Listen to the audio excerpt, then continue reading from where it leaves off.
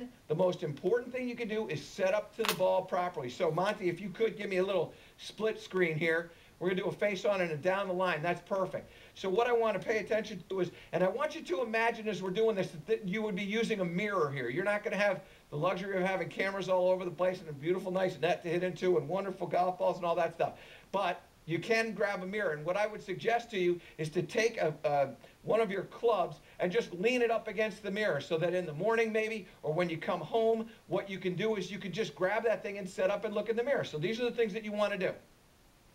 When you get set up to that, I'm going to move to this camera right here so you can see that. Oh, you want me over here? Okay, so I'm over here like this. What I'm paying attention to in the face-on position is that my lead shoulder is higher than my trail shoulder. So many of you are getting in here like this. That affects your grip, and now all of a sudden you look like that. I want you to get into this reverse K position so that you're like that, so that your right shoulder, the trail shoulder for the right-handed player, is lower than the lead shoulder. I want to make sure that your stance is wide and that the lead foot is just flared out just a little bit. I want to make sure that when you get set up that the handle of the club is going to be a little bit more forward. And then you can see, and that was a great shot right there, Monty, if you can go back to that overhead. What I want to make sure of is that the shoulder line right here is parallel to the toe line. So many of you, when you get set up, have the shoulder line going to the open side or away from the target line. I want you to be square just like this, all right? And what you can see is in the down the line view right here, my lines are really good. I've got my shoulder line like this. My hip line is parallel to that. My knees are on the same. My toe line is the same. Those are 4 essential lines that you want to make sure are absolutely consistent every single time.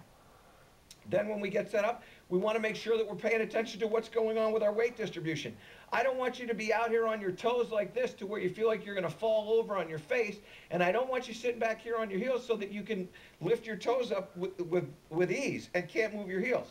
I want you to be balanced so that the weight is in the arches of the feet. That way you're able to wiggle your toes and you're able to move your heels. That gives you dynamic balance. And so those are the things that I want you to pay attention to. I can't stress to you enough, you've got to make sure that you're in the proper position before you move this club, because what happens with the club is many times predicted by what you're doing in your setup position, all right? So utilize that time. That's the best tip for the indoors right there.